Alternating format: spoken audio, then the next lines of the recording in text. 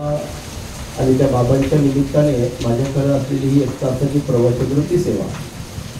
आपण वेळेचं बंधन पाळणार आहोत. 1 तासामध्ये आपली सेवा आटोपणार आहोत. 2-5 मिनिटं इकडे तिकडे होण्याची शक्यता आहे. असो, बाबांना शेवटचा गोड निरोप देण्याकरिता आपण इथे त्यांचे नातेवाईक, सगळे सोयरे, ग्रामस्थ उपस्थित आहोत. आजपासून बाबांचा पुढचा प्रवास सुरू होईल. गरुड पुराण नावाचा जर आपण ग्रंथ ऐकला असेल तर त्यामध्ये स्पष्टपणे आपल्याला हा उल्लेख आढळतोय. आपल्या रीतिरिवाजानुसार शेवटची क्रिया झाली का मग तो प्रवास सुरू होतो. आता आपला 13वा झाला की बाबांचा प्रवास सुरू होईल.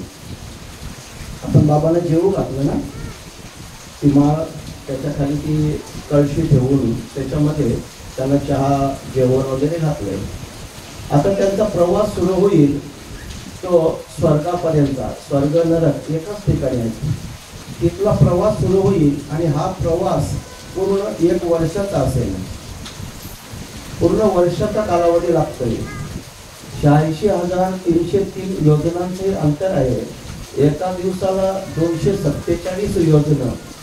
किलोमीटरच्या भाषेत सांगायला गेलो तर 2,500 किलोमीटर एका दिवसाला चालावं लागतं. आणि हा प्रवास वर्षाचा आपल्या कॅलेंडरनुसार, परंतु देवतांच्या कॅलेंडरनुसार फक्त 1 दिवसाचा.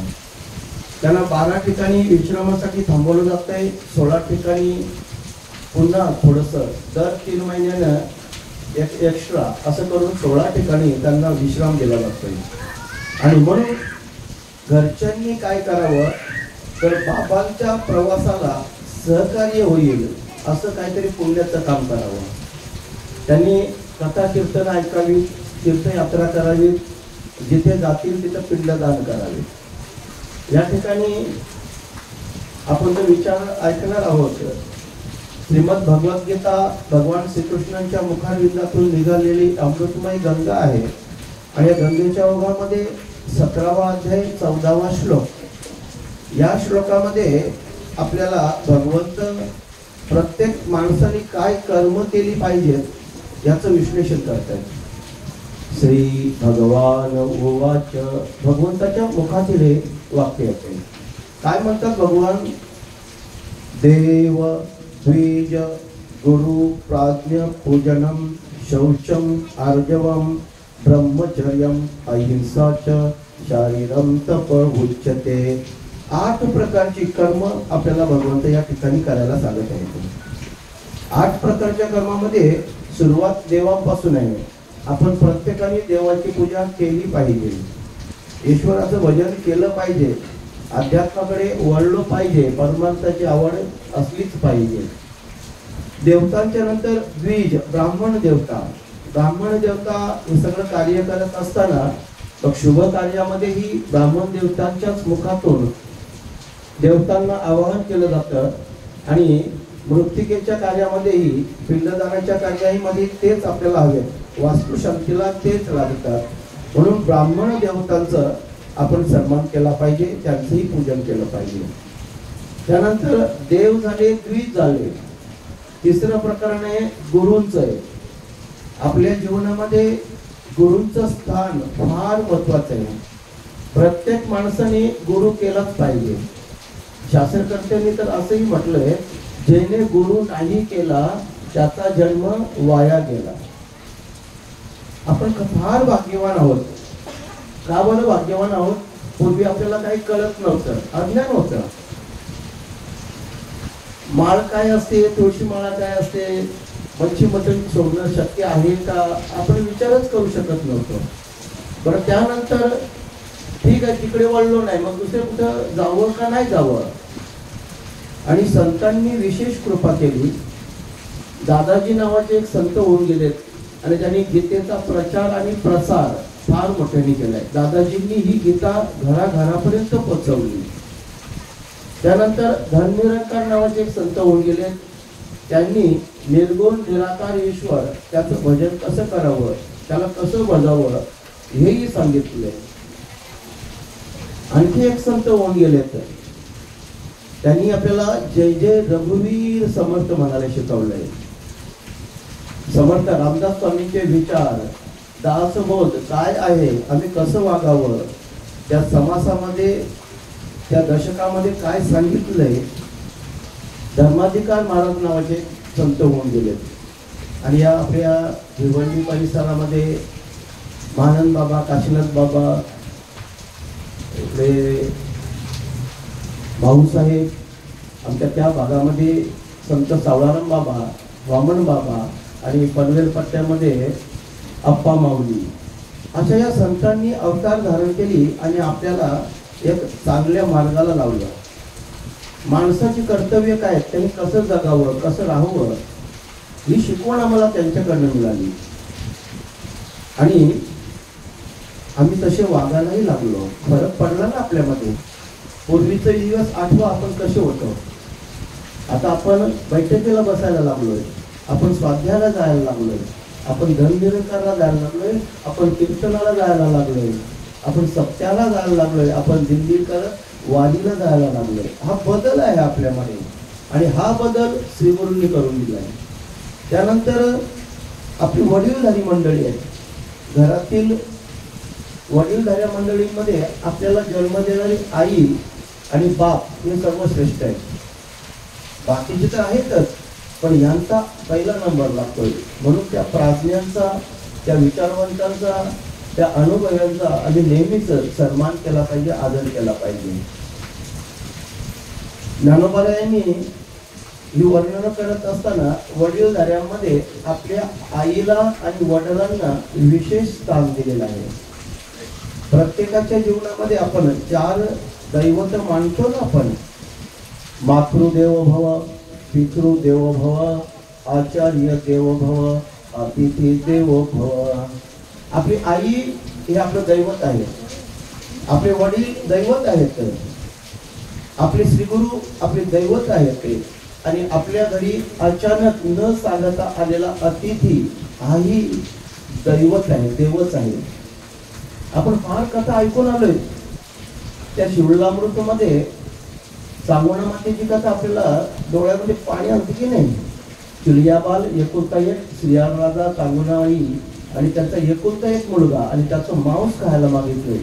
भगवान भोलेनाथांनी त्यांच्या घरी जाऊन अतिथीच्या रूपामध्ये सत्व घेण्याकरता इच्छा भोजन मागलंय आणि त्यामध्ये त्यांच्या मुलाचं मांस मागितलं, तरी त्यांनी दिलंय. पूर्वीच्या काळामध्ये हे चालायचं. बरं, त्यानंतर आपल्याकडनं अहिंसा घडली पाहिजे. हिंसा घडता कामा नये. अहिंसा तत्व पाळलं पाहिजे. ब्रह्मचर्य व्रताचं पालन झालं पाहिजे. या सगळ्या गोष्टी आपल्याकडे व्यवस्थित झाल्या तर उत्तम प्रकारच्या तपाचं आचरण होतं. आणि तप कशासाठी करायचं? ईश्वराच्या प्राप्ती करता. तपे विन दैवत, विधव्या विन प्राप्त, भोजे विन हित कोण सांगे. म्हणजेच तपश्चर्या फार महत्वाची आहे.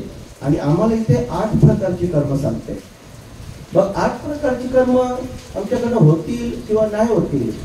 ज्ञानोबाने सांगतात गृहस्थी माणसं आहोत आणि गृहस्थी माणसाला कदाचित हे सगळं सोडणं जमणारही नाही. तीर्थयात्रा जमतील नाही जमतील, त्याला संन्यास घेणं जमेल नाही जमेल, परंतु आई वडिलांची सेवा तर करता येईल की नाही त्याला. म्हणून ज्ञानोबाने सांगतात ओवी नंबर 207 मध्ये, सकळ तीर्थाची धुरे जे का माता पितरे, तया सेवेसी की शरीरे लोण की जे. जगातली सगळी तीर्थ, आपण पंढरपूरला गेलो तर तिथं चंद्रभागा नावाचं तीर्थ आहे. आळंदीला गेलो तर इंद्रायणी नावाचं तीर्थ आहे.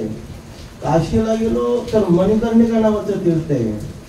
या प्रत्येक तीर्थाचा महिमा असा आहे का आपल्याकडनं न कळत घडलेली पाप धुतली जातात. या पापाचं क्षालन होते. थोडीशी माफी मागून म्हणतोय महाराज, पाप तीर्थामध्ये जातात हे बरोबर जरी असलं तरी न कळत घडलेलीच पाप जातात. आपल्या डोक्यात असं घर केलेलं आहे की भरपूर पाप करायची आणि तीर्थाला जाऊन धुवून यायची. असं नाही होत नाही बापू. जाणून बुजून केलेली पाप तीर्थात धुतली जात नाहीतच. संतांनी तर सांगितलं तीर्थाने काय, तीर्थाच्या बापामध्येही धुतली जाणार नाही ती. एका अभंगाच्या माध्यमातून संतांनी सांगितले, मन संकल्पाची पापे न जाती तीर्थाची या पापे. जाणून बुजून केलेली पाप, नाही तर प्रत्येक जण तेच करेल ना विशाल भाऊ, चला पाप करूया, कुठेतरी जाऊया, 4 धामला जाऊया, काशीला जाऊया, नाशिकला जाऊया, पाप धुवून येऊया. असं जर असतं तर एकाच्याही खात्यावर पाप शिल्लक राहिलं नसतं. पण ती न कळत घडलेली पापच धुतली जातात, जाणून बुजूनची नाही, एवढं डोक्यात ठेवायचं. बरं, मग आई वडिलांना विशेष महत्व देण्याचं कारण काय आहे? आई श्रेष्ठ, वडील श्रेष्ठ. कारण लेकरांसाठी जो त्याग, मुलाबाळांसाठी जो त्याग त्याचे स्वतःचे आई वडील करू शकतात, असा त्याग जगातला कोणीच करू शकत नाही.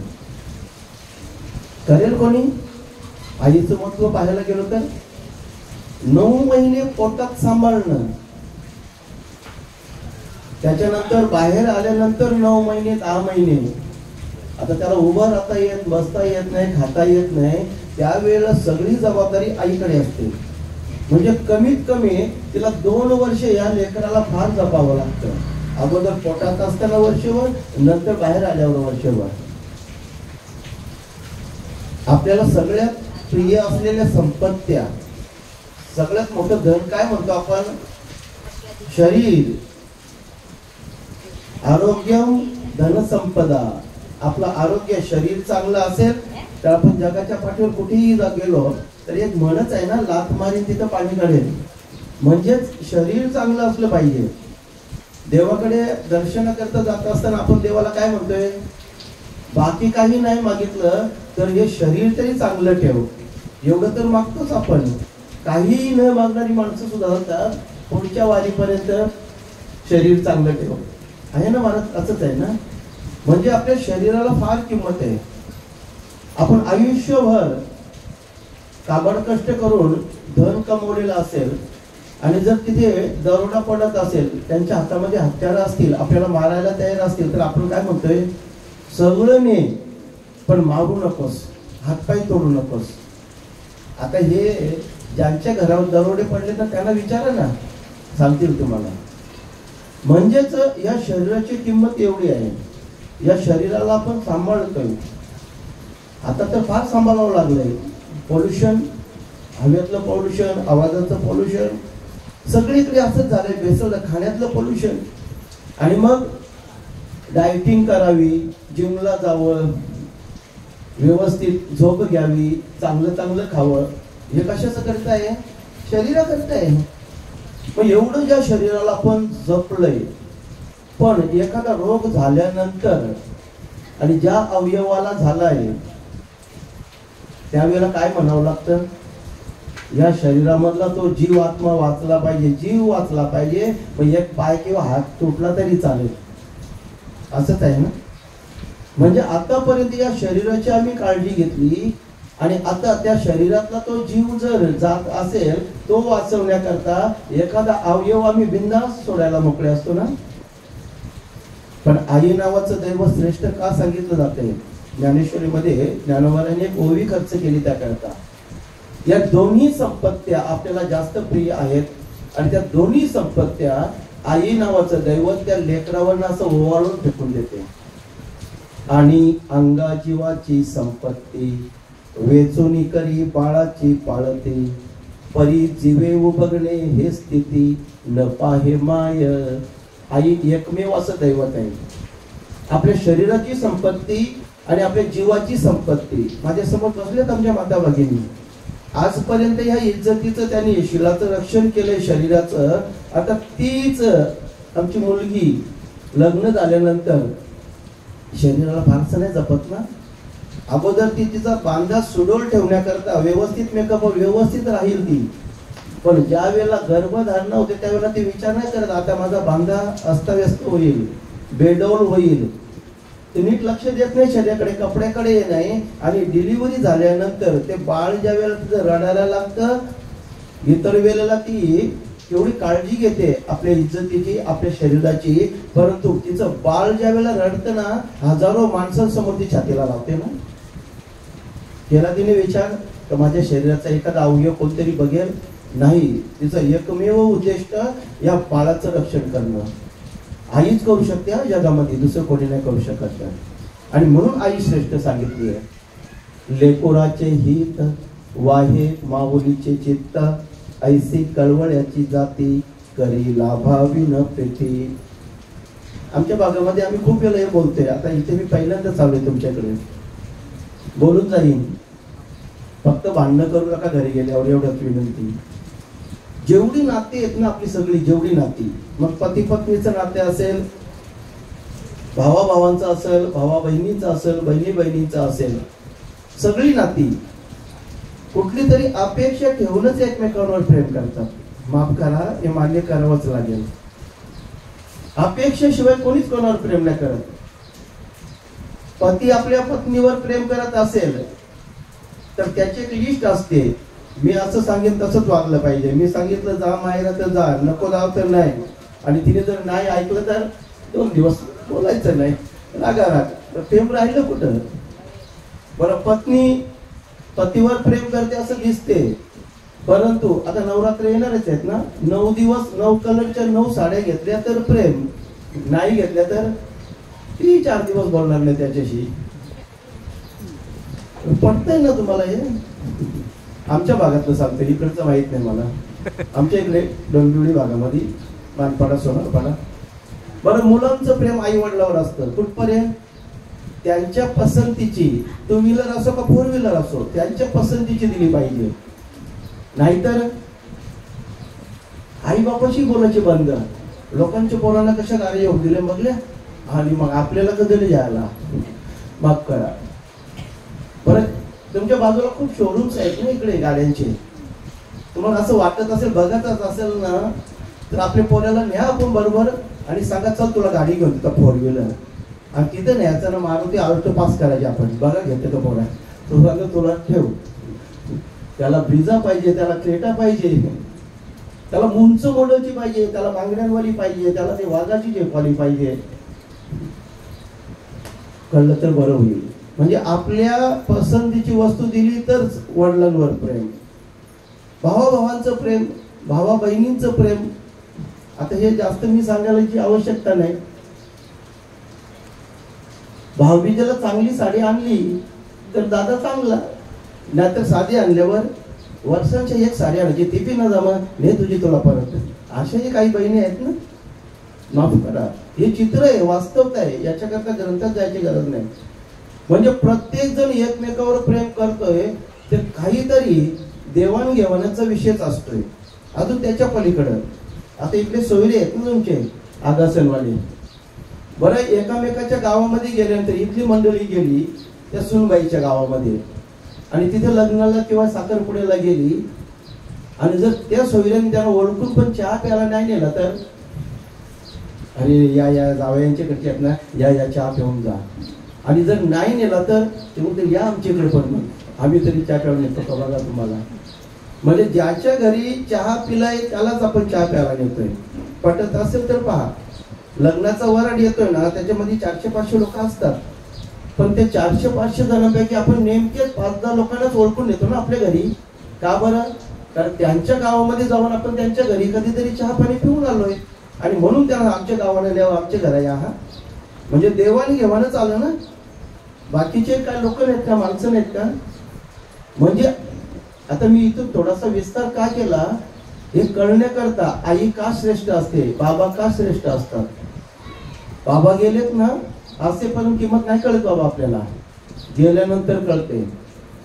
रात्रंदिवस या लेकराचं ही तर त्याच्या डोक्यात असतं. तो लोकांच्या शिव्या खाईल, काबाड कष्ट करेल, उपाशी राहील, परंतु त्याचा उद्देश काय असतो, मी काहीतरी पैसे कमवून माझ्या लेकरांकरता, माझ्या पोरांकरता नेले पाहिजे. तो घाम गाळेल, स्वतःच्या पोटाला नाश्ता करणार नाही. तो विचार करतो हेच 20-40 रुपये वाचले तर माझ्या लेकरांना पुढे कामा येतील. आम्ही शिकलो नाही म्हणून लोकांच्या मजुऱ्या करतोय, पण पोरांना शिकूया. पूर्वीचा काळ वेगळा होता ना. पूर्वीच्या काळामध्ये सगळ्यांना शेती हाच व्यवसाय होता, गुरुढोरं असायची. मग त्यावेळेला लोक म्हणायचे जाऊ दे, शिकून काय करायचंय, शेतात संभळायचे ना, ढोरात संभळायचे आहेत ना. पण आता तसं नाही महाराज. आता अख्खं आयुष्य आपलं काबाड कष्टामध्ये जातंय, पण उद्देश एकच असतो, मुलाचं भवितव्य. माझा मुलगा किंवा माझी मुलगी चांगली शिकली पाहिजे आणि शिकल्यानंतर त्यांना चांगलं स्थळ पण मिळालं पाहिजे. एखाद्या षटचिपोर उतरू आपण, बंगल्यातून उतरू पोराचं लगीन करताना, मुलगी देताना तोही गाडीवाला बंगलेवाला असला पाहिजे. कारण त्या मुलीला किंवा त्या मुलाला एक आधार असला पाहिजे भक्कम, म्हणजे त्यांना स्वतःच्या जबाबदारीवर राहता येईल, स्वतःच्या पायावर जसं म्हणतो तसं. त्यांना पुन्हा आपल्याकडं हातपासत यायला नको किंवा त्यांच्या संसारामध्ये हाल व्हायला नको, ह्याच्याकरता काळजी घेतली जाते. आई बाबांचं योगदान आपण बऱ्याच वेळेला ऐकून आलेलो आहोत. मग असे आई वडील आपल्या घरातच आहेत ना. आता ज्ञानोबाई जे वर्णन करतायत, आपण तीर्थाला क्षेत्राला जायचं असेल, 4 दमला जायचं असेल तर कमीत कमी 20-25 हजार रुपये खिशात पाहिजेत ना. बद्री, केदारला, हरिद्वार, ऋषिकेशला, अहो काशीला जायचं असलं ना तरी पण 10-15 हजार रुपये पाहिजेतच ना खिशामध्ये. बरं नाशिक, त्र्यंबकेश्वर, पंढरपूर, आळंदी 5-10 हजार रुपये लागतातच ना आपल्याला. बरं येण्या जाण्याचा प्रवास, तो वेळ गेला, त्रास झाला तो वेगळा, पैसे गेले ते वेगळे. एवढं करून करणार काय आम्ही, आमच्या पदरात काय पडतंय. फक्त पापच जातील ना तिथे गेल्यानंतर, आणि तेही न कळत घडलेली, जाणून बुजून घडलेली जाणार पण नाही. मग सगळी तीर्थ, जगातली सगळी तीर्थ ज्या आई वडिलांच्या चरणावर समाविष्ट होतात, त्या आईच्या पायावर आम्ही डोकं टेकवलं तर. पंढरी महात्म्यामध्ये स्पष्टपणे, पद्मपुराण नावाचं पुराण आहे आणि या पुराणामधले काही सारांश, पंढरी महात्म्य अर्थात पांडुरंग महात्म्य नावाचा एक 10 अध्यायांचा छोटासा ग्रंथ आहे. त्यामध्ये स्पष्टपणे उल्लेख आलेला आहे. श्रीधर कवींनी तो ग्रंथ लिहिलेला आहे आणि तिथे असं सांगितलंय का आईच्या पायावर जर पोराने डोकं टेकवलं तर 3 वेळेला पृथ्वीला प्रदक्षिणा घातल्याचं पुण्य मिळतंय. आहोत कुठं आपण, 3 वेळेला पृथ्वी फिरता येईल आपल्याला. अहो 3 वेळेला आपलं राज्यच फिरून होणार. आपल्या महाराष्ट्राचा ते दौरा करता येईल का. भारत तर फार दूरचा राहिला आणि पृथ्वी तर अशक्य प्राय गोष्ट आहे. पण आईंच्या चरणांवर जगातली सगळी तीर्थ, शास्त्रकर्त्यांनी असं वर्णन केलंय की या जगाच्या पाठीवर 3.5 कोटी तीर्थ आहेत. 7 कोटी मंत्र आणि 3.5 कोटी तीर्थ. पण ही सगळी तीर्थ आपल्या आई वडिलांच्या चरणांवर आहेत. लेकरांना हे कळलं पाहिजे, पोरांनाही समजलं पाहिजे. आणि मग ज्या लेकरांनी आई वडिलांच्या पायावर डोकं ठेवलं आपलं, त्यांना नमस्कार केला, त्यांना सांभाळलंय शेवटच्या दिवसामध्ये, मग तू बस मस्त काही करायचं नाही, तुम्ही लय आमच्यासाठी केले ना, मस्त 2 टाइम जेवायचा, चहा नाश्ता करायचा, काही कुठं जाऊ नको, असं जर ज्या मुलांनी सांगितलं ना, त्या आईचं मन केवढं भरून येतं बघा. ते अख्ख्या गावात नाही, सगळे नाते, माझा पोऱ्या ना एवढी काळजी घेतो माझी. आगरी चालेल ना, मग थोडं मध्ये मध्ये बोललेलं आपण आगरीच आहोत ना. बरं दुसरी गोष्ट अशी आहे, मातृभाषा का सोडावी आम्ही. शास्त्राचं म्हणणं आहे मातृभाषा आणि मातृभूमी, सगळे जगातल्या सगळ्या भाषा शिका तुम्ही, सगळ्यांना जगातल्या सगळ्या आयांना सन्मान द्या, परंतु स्वतःची आई आणि स्वतःची मातृभूमी विसरता कामा नये. 5 प्रकारच्या माता आम्हाला शास्त्राने सांगितल्या. आमच्या आईच्या जोडीनं 5 प्रकारच्या माता आहेत आम्हाला.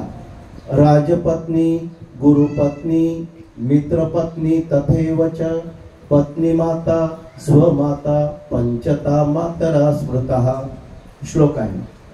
राजपत्नी, राजाची पत्नी, तिला आम्ही राजमाता म्हणून म्हणतोय ना. छत्रपतींचं नाव घेतल्याबरोबर जिजाऊ आईसाहेब डोळ्यासमोर येतात ना, राजमाता जिजाऊ आईसाहेब. बरं श्रीगुरूंचं नाव घेतल्यानंतर श्रीगुरूंची पत्नी ताबडतोब आपल्याला आठवण येते, आमची गुरुमाऊली आहे, गुरुमाऊली म्हणतोय आपण श्रीगुरूंच्या पत्नीला. या 2 आया झाल्यात आपल्याकरता. मित्रपत्नी तथैवच, शास्त्रकर्त्यांनी आपल्या मित्राच्या पत्नीलाही आई मानायला सांगितलंय. पण आपलं सारखं वय असल्यामुळं आपण तिला बहीण मानतो. त्यानंतर पत्नी माता, आपल्या पत्नीची आई, आपल्या बायकोची आई ही आपली आईच आहे, आणि स्वमाता स्वतःची आई, या 5 आया शास्त्राने सांगितल्या. राजपत्नी, गुरुपत्नी, मित्रपत्नी, तथैवच पत्नी माता, स्वमाता, पंचता मातरा स्मृता. आमची संस्कृती एवढी विशाल आहे. या आयांच्या बरोबर दुसऱ्याही आया आपल्याला मानायला सांगितले. ज्या भूमीमध्ये राहतोय ती भूमाता, ज्या गायीमध्ये 33 कोटी देवतांचा सहवास आहे ती गोमाता, आणि जी गंगा मैया आमची पाप घालवते ती गंगा मैया. ह्याही 3 माया आहेत. त्याच्याही पुढे गेल्यानंतर अजून 3 आया सांगितल्यात आम्हाला. दुसरी मोजत राहावाच तुम्ही. बरं, ह्यामध्ये विद्येची देवता सरस्वती मैया, धनाची देवता लक्ष्मी माता, आणि तपश्चर्याची देवता अंबा माता, भवानी माता. आता 9 दिवसात तीच आई आहे ना आपली जगदंबा आई. हो, पण अशा प्रकारच्या ह्याही कमी पडल्या तर तुम्ही संत माय बाप. संत हे आपले आई आणि वडील आहेत. शास्त्रकर्त्यांनी अशाच प्रकारे बापाचे वर्णन केले आहे. बाप ही 5 प्रकारचे सांगितले गेलेत आपल्याला प्रत्येकाला शास्त्रकर्त्यांनी. जनेताच, विनेताच, यस्सु विद्या प्रयच्छति, अन्नदाता भयत्राता, पंचता पितरा स्मृता. आपल्याला जन्म देणारा, जनेताच, विनेताच, आपलं लग्न करून देणारा, यस्सु विद्या प्रयच्छति, आपल्याला शिकवणारा, त्यानंतर आपल्याला अन्न पुरवणारा, आणि आपल्या शरीराचं रक्षण करणारा, असे 5 पिता सांगितले. जनेताच, विनेताच, यस्सु विद्या प्रयच्छति, अन्नदाता भयत्राता, पंचता पितरा स्मृता. भागवतामध्ये तर स्पष्ट वर्णन ते जनेता आणि विनेता तिचा प्रतिपालिता अन्नदाने, जो बंध विमोचन करविता, जो भयापासून सोडविता, तोही पिता शास्त्रार्थे. म्हणजे अशा रीतीनं, आणि संत तर आहेतच, श्री गुरु हे आपले आई वडील दोन्ही रोल करत असतात. बाप हा आधार आहे. आई जर मायेचा सागर असेल तर बाप हा धीराचा डोंगर आहे, कधीही डळमळत होत नाही. बापाने सांगावं, अरे तुझा बाप अजून जिवंत आहे, घाबरू नकोस. कितीही संकट येऊ द्या, कितीही अडचणी येऊ द्या, ज्यांच्या जीवनामध्ये आई वडील आहेत ना, पहा बरं, त्या मुलांना कोणाची भीती वाटत नाही. आणि ज्यांच्या जीवनातील आई वडील गेले ते अनाथ होतात, आणि त्यानंतर आम्हाला कोणी वालीच नाही, आम्ही अनाथ. अनाथ म्हणजे आमचा नाथच कोणी नाही. बघ, असे आई वडील आणि सर्वश्रेष्ठ दैवत आहेत, तरी लेकरांना अजून ते कळू नये. माफ करा, थोडीशी माफी मागतोय. आज सांगावं लागतंय आई वडिलांची सेवा करा, आपल्याला कळत नाही. एक विषय आपल्या समोर मांडतोय. लग्न झाल्यानंतर बरीचशी लोक सुनेला दोष देतात, लगीन झाला ना पोऱ्या बिघाडला.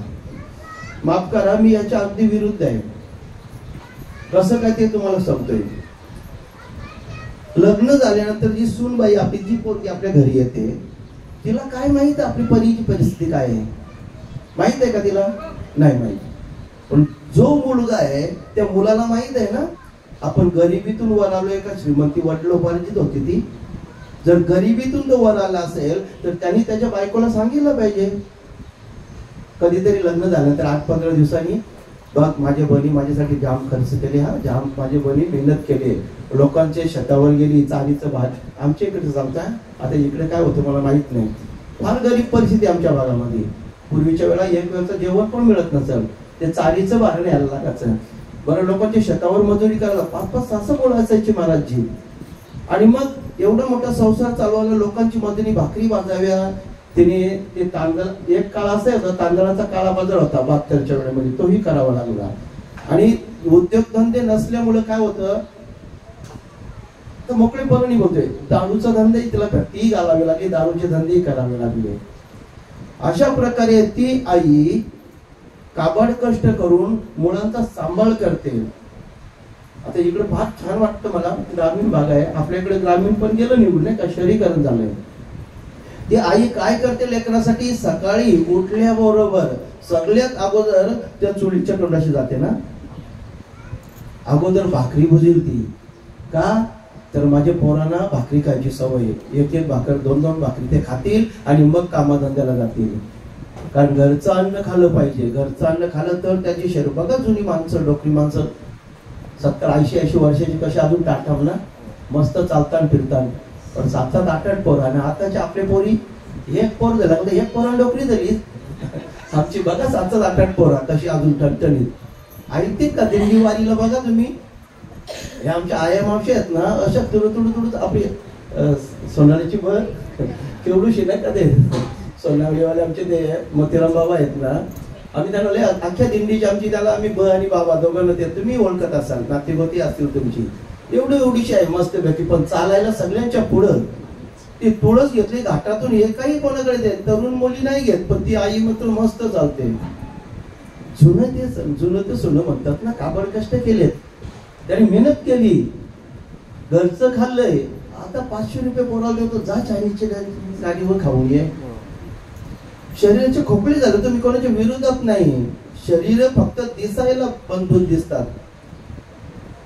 पण त्याच्यातली क्षमता त्याच्यातली ताकद कमी झाली. तरुण वयामध्ये गुडघ्यांच्या बिमाऱ्या चालू झाल्यात. कमरेला पट्टा लावा लागतो, मानेला पट्टा लावा लागतो.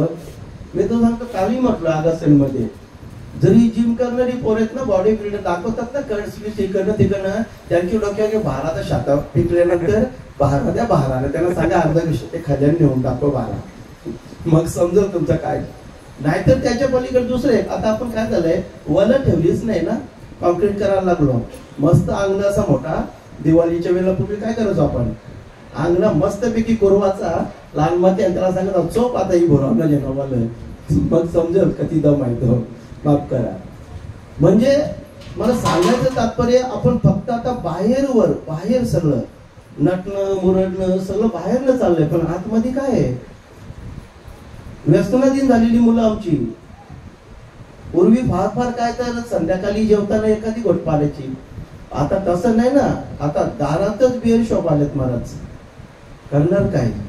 गोवा गुटखा म्हणजे जसं काय प्रेस्टिजचं लक्षण झालंय. मस्त त्याने उभा राहून नाक्यावर मस्त ती पुडी घ्यावी, अशी हलवावी आणि खावी. मस्तपैकी झुटका मारावा, चैनी अंगठ्या घालाव्या, कमरेत हात घालून मस्तपैकी उभं राहावं. माफ करा. आम्ही लेकरांना नेहमी सांगतोय, बाबांनो व्यसन करू नका, आपलं आयुष्य बर्बाद करू नका.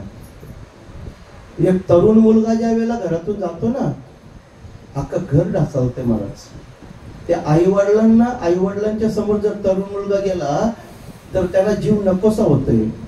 आणखी पुढे ऐका, जर त्या तरुण मुलगाचं लग्न झालं असेल, लहान मूल पदरात असेल ना, त्या लेकीची अवस्था पहा. आईन तारुण्यामध्ये जिच्या नशिबावर वैधव्य आलं ना, कपाळातला कुंकू पुसला गेला ना, त्या लेकीला कधीतरी बाजूला घेऊन विचारा, बाय कशी दिवस काढते, काय अवस्था होती त्यांची. वाटतं तेवढं सोपं नाही. व्यसन करणारा जातोय, पण अख्खा घर ढासळते त्याचं, सगळा परिवार देशोधडीला लागतो महाराज. मुलांवर संस्कार होत नाही. पत्नीची अवस्था दयनीय, ती कुठे कामाला जाईल, तिच्याकडे लोकांच्या वाईट नजरा. बोललो पाहिजे आम्ही या गोष्टी. नात्यातलीच माणसं वाईट नजरेने पाहतील, जवळची पाहतील. प्रत्येक जणांना ती पब्लिक प्रॉपर्टी वाटेल, तिला जगणं मुश्किल. ज्ञानोबांनी वर्णन केलंय, वैधव्याचं जिन हे लाजीरवाणं सांगितलंय. आणि म्हणून पूर्वीच्या काळामध्ये सतीची प्रथा होती महाराज. रोज जगून मरण्यापेक्षा रोजचं मरण, मग त्यापेक्षा एकदा जाऊ ना सरणावर गेली सतीच्या त्या पतीच्या माग. इंग्रजांच्या काळामध्ये, राजा राममोहन रायांच्या काळामध्ये ही प्रथा बंद झाली सतीची. असो, मग आम्हाला काय केलं पाहिजे. आम्ही माणसाच्या जन्मामध्ये आलोय हे अगोदर कळलं पाहिजे. ही तपश्चर्या कोणाला सांगतायत, ज्ञानोबा आहे माणसाला सांगतात. भगवान श्रीकृष्ण कोणाला सांगतात, शारीरम तप उच्यते, माणसाच्या शरीरामध्ये सांगतात. पशु पक्ष्यांचा विचार केला तर पशु पक्ष्यांवर विधी नाहीत, संस्कार नाहीत.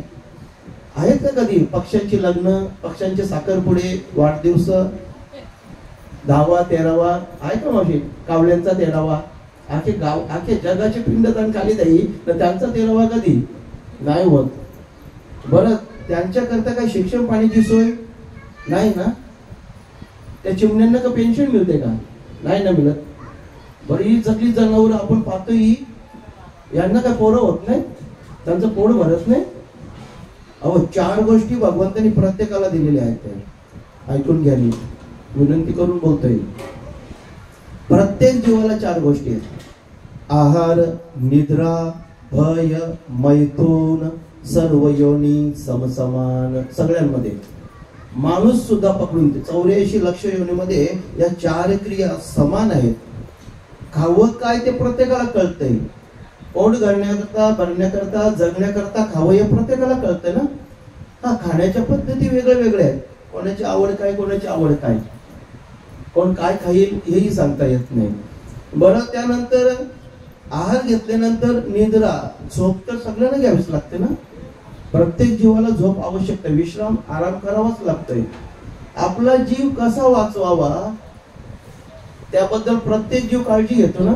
आम्ही बऱ्याच वेळेला हे म्हणतोय, साधा उंदीर नावाचा छोटा प्राणी आहे ना, बघा मग त्या उंदराला पकडता येतं का आपल्याला? शास्त्रकर्त्यांनी असं सांगितलंय, माणूस नावाचा प्राणी एवढा दुर्बल आहे ना, तो बिना हत्याराचा एकही प्राणी त्याला ऐकू शकत नाही. आता जे उदाहरण दिलं ते उंदीर, तर एवढंच उंदीर ऐकत नाही. वाघ, शिव, कुत्रा वगैरे ते मांजर लई मोठी प्रज्ञा झाली. आपल्याकडे हत्यार असेल तरच आपण त्याच्यावर विजय मिळू शकतो, बिना हत्याराचा नाही. बरं, कसा जीव वाचा? एखाद्या बिळातून निघणारा उंदीर, त्याला मारता येते का पटकन? बघा, पटकन तो बाहेरचा अंदाज घेतो, लगेच बिळात घुसतोय. मी तर म्हणतो, आपल्याला सगळ्यांना अनुभव आहे ना, झोप लागावी आणि नेमका गाणी गायला तो मच्छर यावा कानाजवळ. 2-3 तापडी आपल्यालाच लागतं, पण तो मच्छर काही मरत नाही. आपण बोलतो येतं कुठशान, 2-3 चापटी मारून झाल्या, मच्छर काही मरत नाही. माणूस एवढा दुर्बळ आहे हो. आणि त्या मच्छरालाही कळतं माझा जीव कसा वाचवावा. बरं, त्यानंतर भीती झाली, मैथून आहे, आपली मुलं जन्माला, पुढची पिढी कशी घालवावी, हे सगळ्यामध्ये होतं ना. आजपर्यंत कुठलं तरी एखादी पक्ष्यांची म्हणा किंवा प्राण्यांची म्हणा, ती जात नष्ट झाली का? नाहीये. म्हणजे प्रत्येकाची जी जमात वाढतच चालली, त्यांनाही मुलं होतात. बरं, आपलं झालंय काय, आपल्याला असं वाटतंय की आपल्याला फार काहीतरी कमी आहे. आपण दुःखित का होतो याचं कारण आहे, आपल्याकडे जे आहे त्याच्यामध्ये आपण समाधान मानत नाही. पूर्वीची मंडळी समाधानी होती ना, मस्त कुडांची घरं होती, अंगणात बाहेर झोपायची, खाया प्यायला काय घरचं अन्न खायचे, मनोरंजनाची साधनं नव्हती.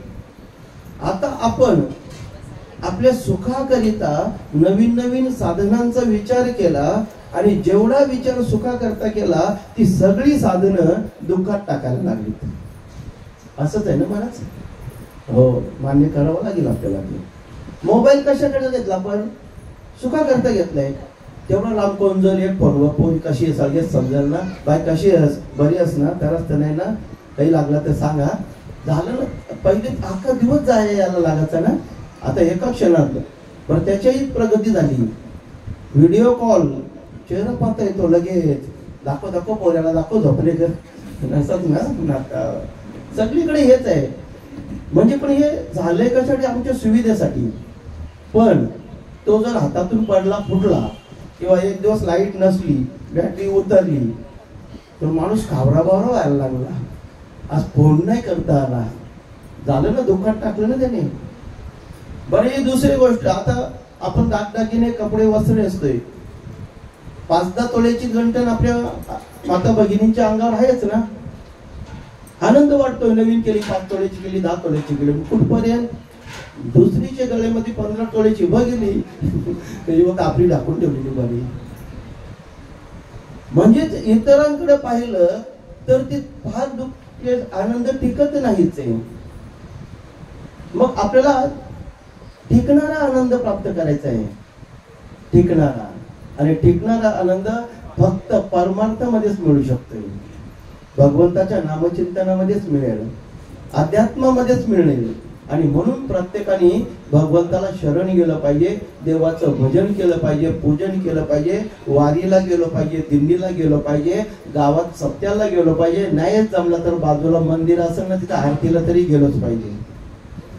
पण फार कधी कधी अशी कीव येते लोकांची, मंदिर गावामध्ये बांधण्याकरता किती मेहनत घेतो ना आपण. गावोगावी जाऊन पावत्या पाडतो, हे शेटला दर, शेट रेताची गाडी, रेतीची गाडी आण, शेट विटा दे, शेट सालैया दे. आणि काही लाखाचा, काही ठिकाणी तर कोटीचा मंदिर बांधला जातो. नीट ऐका, या मंदिरासाठी एवढा प्रयत्न केला जातो, एवढे पैसे आपण तिथे खर्च करतोय, पण आरतीला फक्त 5-7 लोक. माफ करा, पटलं तर पहा, आपली जबाबदारी नाही का? आपल्या गावातलं मंदिर आहे, मग ज्या देवताचा असेल, भोलेनाथाचा असेल, तर बाकी दिवशी नाही, पण सोमवारी तर जायला का रोग झालाय का आपल्याला? देवी मातेचा असेल मंगळवारी शुक्रवारी जायला झालंय काय? पांडुरंगाचा असेल तर बुधवारी झालंय काय? हनुमंताचा असेल तर शनिवारी आरतीला जायला नको का? गावातलं मंदिर आहे, गावामध्ये 1000-1200 लोक आहेत कमीत कमी, आणि आरतीला 10-12 पर्सेंटेज मध्ये विचार केला, टक्केवारीमध्ये किती टक्के होईल हे आपण विचार केला पाहिजे बाबा. दुसरा परमार्थ काय सांगणार आपण? तो परमार्थ फार कठीण आहे. मग जो परमार्थ आपल्या उद्धारासाठी, आपल्याला मोक्ष करता येईल, तो तर फारच कठीण आहे. एक तर ती शुलावरची पोळे आहेत नाही का, भक्ती किती कठीण आहे. शुलावरची पोळे किंवा लेकराच्या गोष्टीच नाहीत, त्या लहान मुलांचं कामच नाही असं म्हटलं जात आहे. मग साध्या गोष्टी आहेत, या आम्ही केल्या पाहिजे. एक चांगला माणूस म्हणून आम्हाला जगायचंय. संत किंवा देव फार नंतरची गोष्ट आहे. मग माणसाने माणसासारखं जगावं. खरा तो एकच धर्म, जगाला प्रेम अर्पावे. मग माणसाचा धर्म काय? माणसाने विहित कर्माचं आचरण करावं. 3ऱ्या अध्यायामध्ये 13व्या श्लोकाच्या खाली असणाऱ्या ओव्या पहा बरं. देखा विहित क्रियाविधी, निर्हेतुका बुद्धी, जो असतीय समृद्धी विनियोग करी. गुरु गोत्र अग्निपूजी, अवसरे भजे द्विजी, निमित्तादिकी यजी, पितरोद्देशे. 5 कर्म आपण केलीच पाहिजे. विहित कर्मामध्ये श्री गुरूंचं पूजन केलं पाहिजे, त्यांना सन्मान दिला पाहिजे. गोत्राचा विचार मांडतायत. गोत्र आपले नातेवाईक, रक्ताची नाती, यांना कधीच माणसाने विसरू नये. शास्त्रकर्त्यांनी, ज्ञानोबांनी त्याचं वर्णन केलंय. अख्ख्या जगाची संबंध ठेवा, अख्ख्या जगाला मित्र बनवा, पण आपल्या नातेवाईकांना विसरू नका. आपल्या मावश्या, आत्या, काके चुलते, आपल्या बहिणी, भावोजी, सालू, सासू सासरे यांना विसरता कामा नये. आणि यांना विसरून जगामध्ये, अख्ख्या जगामध्ये जरी देवंडी पिटरली तरी तो मूर्खांच्या यादीमध्ये बसतो. महाराज ज्ञानोबांची ओवी आहे. तरी घरी माता पितरा, धड बोली नाही संसारा, येर विश्वभरी आदरा, मूर्ख जैसा. ज्ञानेश्वरीतली ओवी महाराजची.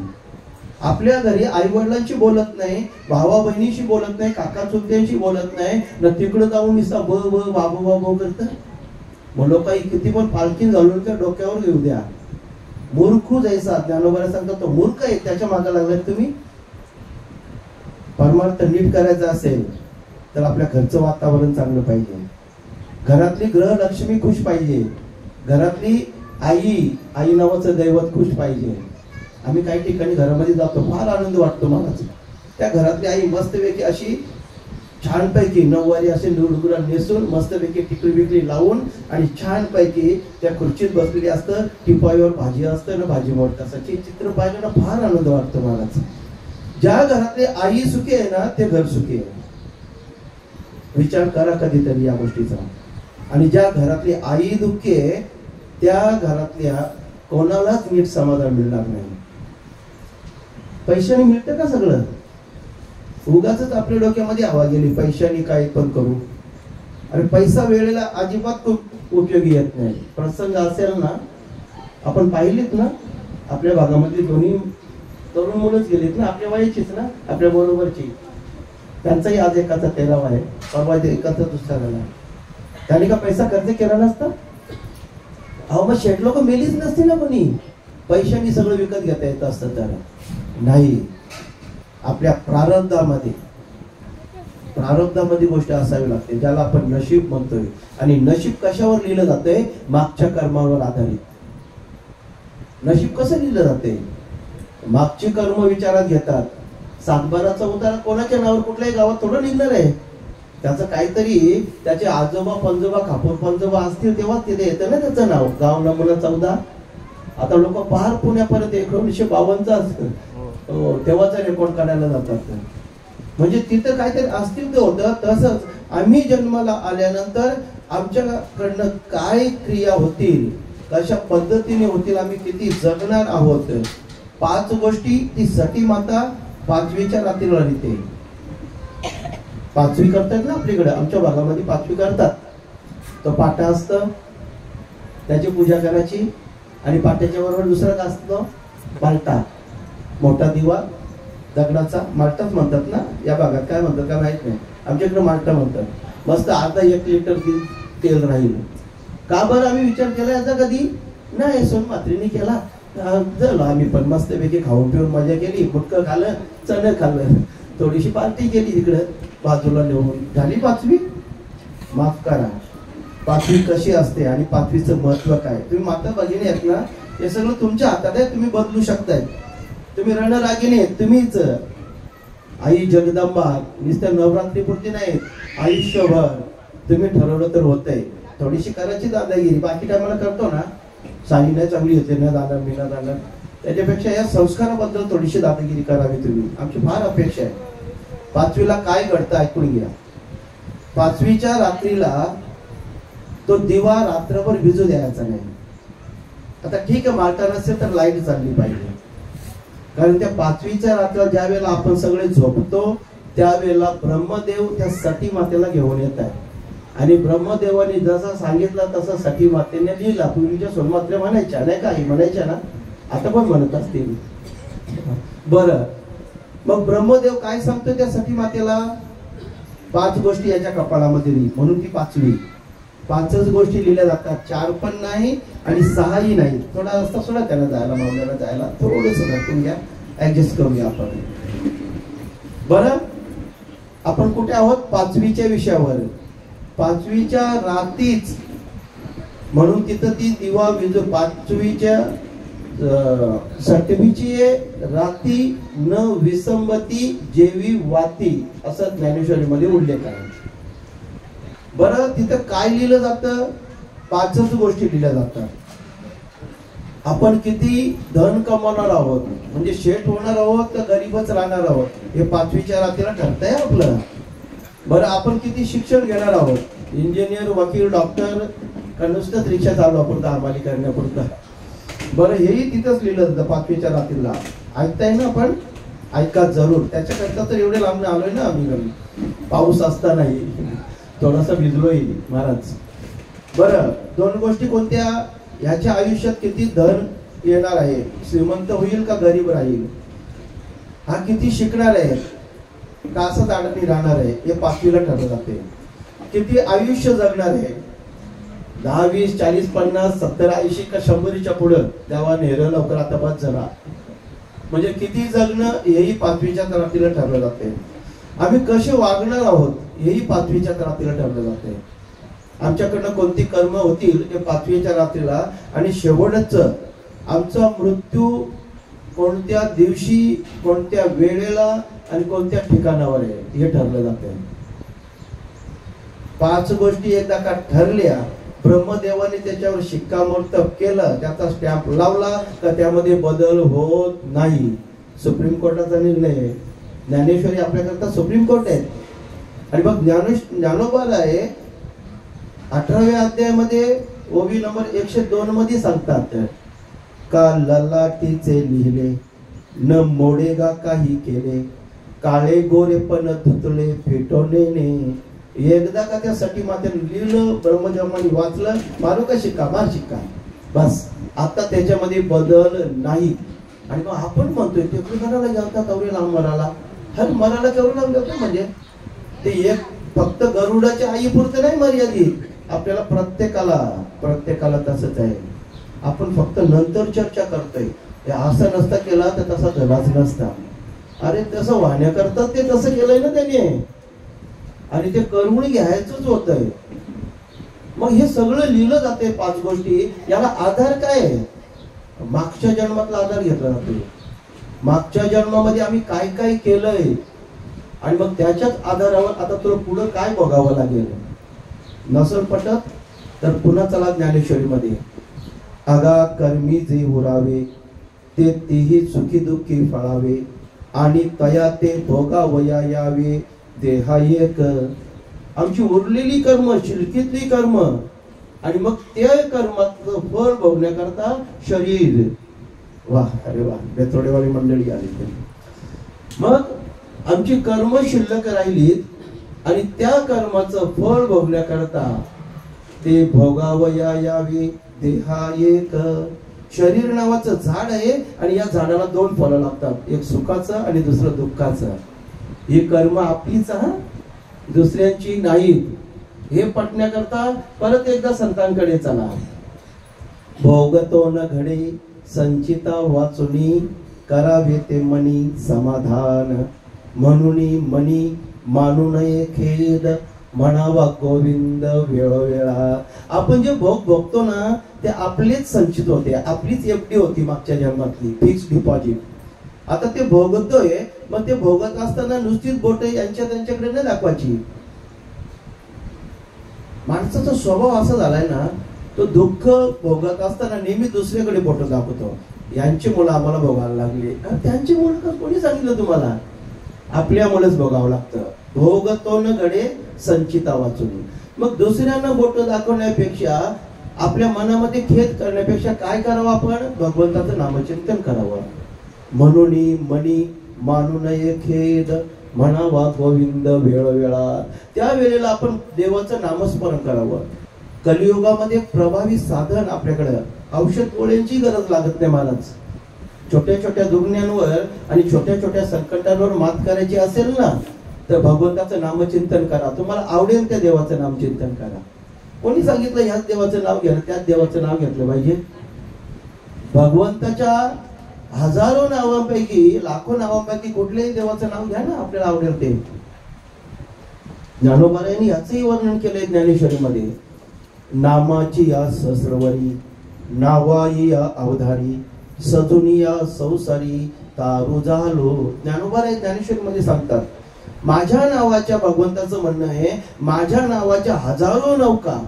तुम्ही खाडीच्या कोट्याला आहेत ना, या खाडीमध्ये, कोणगावच्या खाडीमध्ये एकच होडी आहे का? कितीतरी होडी आहेत ना.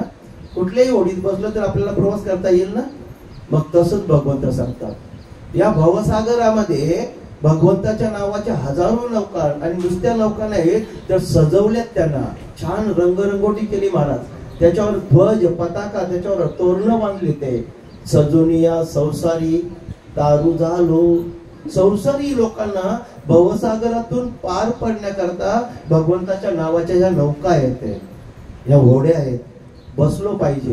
म्हणून आम्ही सगळ्यांना विनंती करतोय, बाबांनो रिकामे राहू नका, जा कुठेही तरी जा. कुठे म्हणजे या नावेत बसायला जा. मग ती नाव धन निरंकार, जय योगेश्वर, जय सद्गुरु, जय श्री हरी, जय गुरुदेव. आहोत ना आपण? जागेवरच आहोत ना? बरं, आता ह्या संप्रदायामध्ये जात असताना नियमांची गरज आहे आपल्याला. नियम पाळले पाहिजेत. ज्या संप्रदायाची जी शिकवण आहे ती शिकवण आपण स्वीकारली पाहिजे, आपल्या आचरणामध्ये आली पाहिजे. आणि ज्या वेळेला आपल्या आचरणामध्ये येईल तेव्हा लोक बोलतील, वा परिणाम झाला हा बैठकीला जायला लागल्यापासून, काय होताना काय झाला. आपल्या श्रीगुरूंचं नाव वाढतंय महाराज, संप्रदायाची इज्जत वाढते. आणि आपण चुकीचं वागलो तर लोक सहज म्हणतील, बैठकीला हेच शिकवलंय का? स्वाध्यायाला हेच शिकवलंय का? माळा घातल्यात ना, हेच सांगितलंय का पांडुरंगाने? सावळाराम बाबांनी हेच शिकवलं का? अशी लोक आपल्या चुकीच्या वागण्यामुळं आपल्या गुरूंचं नाव बदनाम होईल. औषधाने रोग बरं होतं ना, पण कधी पथ्य पाळावे लागतील. खाशी झाली, सर्दी झाली, डॉक्टर फार छान आहे, औषधं पण फार छान आहे, पण डॉक्टरने सांगितलंय बाबा 4-5 दिवस पापड टुपड खाऊ नको, त्या पातवाऱ्या खाऊ नको, तळलेल्या तेलकट खाऊ नको, तिखट खाऊ नको, आंबट तर अजिबात नको. पण बाबाच्या तोंडावर बोलूच नाही. आता नियंत्रण नाही ना झालं. बाबाला वाटतं आणखी खाऊ का खाऊ. मग तो खोकल्यानंतर, बाबा का खोकला झालाय? डॉक्टरकडे. अरे पर्यात सांगू, रास औषध बघ तिकडे पारल्या. बरं, मग औषधाचा फरक नाही झाला, त्याला डॉक्टरचं नाव सांगा, मग होते डॉक्टर कडून येतो. मग तुम्ही एक खाया प्यायचं बंद केले का? अरे त्या कसं जमल? जेने विठ्ठल मात्रा घ्यावी त्याने पथ्य सांभाळावी. औषधाचा परिणाम व्हायचा असेल तर पथ्य पाळली पाहिजेत महाराज. पथ्य आहेत आणि पथ्य नाम विठोबाचे, बाकीचं काय पथ्य आहेत? आपल्याला नामस्मरण घडलं पाहिजे. प्रत्येक संप्रदायाची शिकवण आहे आई वडिलांची सेवा करा, शेजारा पाजाऱ्यांशी प्रेमाचे संबंध ठेवा, गोड बोला, सगळ्यांच्या मदतीला धावून जा. भगवंताने आपल्याला जे दिलंय ना त्याचा उपयोग सगळ्यांसाठी करता आला पाहिजे. देवाला आनंद वाटेल. दिल्यानं वाढतंय, कमी होत नाही महाराज. शेतामध्ये आपण 20 मन जेव्हा भात काढतो ना, पेरलेलं किती असतं आपण? एखादं मन. झाड एकच लावतो ना, मेहनत करतो, फळं किती देतो आपल्याला तो? पहा ना कधीतरी विचार करून या गोष्टीचा. आम्ही हात जोडून विनंती करतो, ते आयला कधी शिकणार आम्ही? आणि म्हणून तर ते गाण्यामध्ये आलं ना, तुम 1 पैसा दोगे वो 10 लाख देगा. ज्या गरजवंतांना आपण जी वस्तू दिली ना, तो आपल्याबद्दल भगवंताकडे प्रार्थना करतोय, देवा यांना अजून दे, म्हणजे मला गरज पाठी का परत यांच्याकडे मागायला जाईल. आशीर्वादच मिळतोय आपल्याला. हे कधी समजायचं आम्हाला? फार भाग्यवान आहोत आपण. आपले बंगले आहेत, आपल्या गाड्या आहेत रस्त्यात 2-2 उभ्या दारामध्ये, पण त्या गाड्या उपयोगाला कधी आल्या पाहिजेत? शेजारचं आजारी पडलंय, त्याला दवाखान्यात न्यायचंय, रिक्षाचा संप आहे किंवा चाललो, त्यांच्या घरात कोणी नाही, सांगावं चल मी लुंगी लावून येतो, टावेल लावून येतो, बनेनवर येतोय, अगोदर हॉस्पिटल नेऊ. आपली गाडी त्या उपयोगाला आली पाहिजे आणि मग त्यांचे आशीर्वाद पहा. तो माणूस बोलणार नाही का यांना गाडी नको देऊ, सांगल तो सांगल अजून यांच्या घरात 2 गाड्या येऊ द्या. पूर्वीच्या काळामध्ये अशी परिस्थिती होती. पहा बरं, आपल्याला लग्नाला साखरपुड्याला आपण ट्रक मध्ये, टेम्पो मध्ये, बैलगाडीच्या नंतर ट्रक मध्ये गेलेलो आहोत ना, धुळी माती भरून. आता बस करतात, ती बस पण नाही भरत महाराज आमच्याकडे, तर अंगावरच पडतं ती. 10 माणसं बसत नाही त्या 50 सीटच्या गाडीमध्ये. मग कोणीतरी शेजारी येतो ना, काकीस एकटीच का, चल बस आपल्या गाडीमध्ये. हा उपयोग असा करता आला पाहिजे. आपल्या एकट्या करता नाही, भगवंताने आपल्याला जे दिलंय त्याचा उपयोग सगळ्यांसाठी करता यावा, याच्या करताच माणूस आहे. पशु पक्ष्यांना हे नाही बाबा. पशु पक्षी कधी मदत करतात एकमेकाला? त्यांच्याकडे फक्त ताकद चालते. ज्याची ताकद जास्त त्यांनी कमजोरावर अतिक्रमण करावं. दुसरा एखादा प्राणी किंवा पक्षी खात असेल ना, तर दुसरा त्याचा जात पाय जातो, त्याच्या तोंडातलं ओचकतो ना, खेचतो ना. एखादा कुत्रा काय खात असेल तर दुसरा तगडा कुत्रा घेऊन लगेच त्याच्या तोंडातलं. आपल्या दारातल्या कोंबड्यांकडे पहा ना, एखादी कमजोर कोंबडी खात असेल काहीतरी, तर दुसरी ते मजबूत कोंबडी आले का लगेच तिचा कारा घेतं आपल्या भाषेमध्ये. कबुतरही पाहिलेत ना, आता आम्ही रोजच पाहतोय हे चित्र. बरी जनावरं, सगळी जनावरं तशीच आहेत. म्हणजे ज्याच्याकडे ताकद आहे त्याने राज्य करावं. पण माणूस नावाचा प्राणी देवाने असा बनवलाय ना, तो जर खात असेल ना, तर दुसऱ्या माणसाला त्याला ताटातलं दिलं पाहिजे. हे माणसालाच करतंय. एक भाकरी ज्याला आपल्या ताटातली दिली तर काय फरक पडणार आहे? आपण काय उपाशी नाही राहते. आपल्याला देवाने एवढं दिलंय आणि म्हणून माणूस दान धर्म करायला लागलाय. दान धर्म माणूसच करू शकतो ना. प्राण्यांनी केलंय कधी? पक्ष्यांनी केलंय? नको जे खा तू बिंदास, मी चाललो. तिथे फक्त ताकदीचा विचार. मग माणूस बनल्यानंतर आम्ही ताकदीच्या जोरावर हे सगळं लोबाडायला लागलो. सत्ता आणि संपत्तीच्या माज आम्हाला आला, आम्ही उन्मत्त झालो. तर माणसामध्ये आणि त्या प्राण्यांमधला फरक काय? जगावं कसं? ज्ञानोबाने ज्ञानेश्वरीमध्ये वर्णन करतात. दुसऱ्याचं दुःख आपल्या कानावर ऐकलं ना, का आपल्याला हळहळ वाटली पाहिजे. अरे रे वाईट झाला, मुलगा त्यांचा नाही मेला, आपल्या गावातला मुलगा मेला म्हणजे आपलाच मेला. हे दुःख वाटलं पाहिजे महाराज. दुसऱ्याच्या दुःखामध्ये आपण सहभागी झालो पाहिजे. आमचे गुरुजी सांगायचे, राजाराम बाबा संते घालिवलीवाले, मरणादारी आणि तोरणादारी 2 गोष्टी चुकवायच्या नाही माणसाने. कितीही दुश्मनी असू द्या, अंत्ययात्रा असेल ना तर आपण जायचंय. त्याला शेवटचं आपल्या भाषेमध्ये जो पाणी द्यायचा असतो ना, तो दिला पाहिजे. माफी मागून मागतोय मी आपली. आम्हाला हे अजून कळलं नाही का? कळलंय, फक्त वळत नाही. आपण रस्त्यातून जात असताना कुठेही गाडीतून जात असताना म्हणा, ट्रेन मधून जात असताना एखादी प्रेत यात्रा अंत्ययात्रा जात असेल तर काय करतो आपण? करतो ना का नाही करत? आपल्याला माहित आहे तो पुरुष आहे का स्त्री आहे, खाणारा पिणारा आहे, वाईट कर्म करून गेलाय का चांगला बुवा गेलाय, काहीच माहित नाही ना. पण कोणत्या जातीचा पातीचा काहीच नाही, तरी आपण त्याला नमस्कार केला ना. हीच भावना आपल्या गाववाल्यांच्या बद्दल ठेवा ना. आपल्या गावात कोणीही माहीत जातात आपण पाया पडलो पाहिजे ना. नको नको त्यांचा आमचा पटत नव्हता, त्यांचा आमचा जमत नाही. अरे गेलं ना, संपलं ना, मेला ना तो, आता तो इथे जिवंत आहे का? गेलो पाहिजे. भावाच्या मुलीचं लग्न आहे, काका चुलत्यांच्या मुलीचं लग्न आहे, त्यांची आमची भांडणं आहेत म्हणून लगीन लावायला पण नाही. त्यांनी बोलतो आमचं पत्रिका नाव नाही. अरे काय गावाला घेऊन बसलोय? पत्रिका तर पायदली तुडवल्या जातात. किती भारी पत्रिका छापा ना. कोणी पत्रिका सांभाळून ठेवले सांगा तुम्ही? वर्षाला किती पत्रिका येतात आपल्याकडे? ठेवलेत कधी? हे पत्रिका माझं नाव का याचं नाव म्हणून? नाही ना. काय त्या नावाला घेऊन बसलात? आणि काय त्या नावामध्ये एवढे विशेष आहे? आमंत्रणाची वाट का बघावी आम्ही? आमंत्रण असायला पाहिजे. अरे त्या लेकीला आशीर्वाद देण्याकरता 4 अक्षता उडवायला गेलोच पाहिजे. नका त्यांचं आईस्क्रीम खावा, नका त्यांचं बुफे डिनर खाऊ, पण तिथे गेलो पाहिजे. हे माणसाची कर्तव्य आहे. एकदाच संधी मिळाली महाराज आपल्याला, एकदाच, परत मिळेल का नाही याची गॅरंटी नाही. बसा माऊली वरती बसा, ते जाऊ द्या, नाही सारखा जागा आहे, जागा इकडे बाबा. आपण ज्यांनाच बसण्याचं अडचण आहे त्यांनी इकडे बसावरती, काही फरक नाही पडत.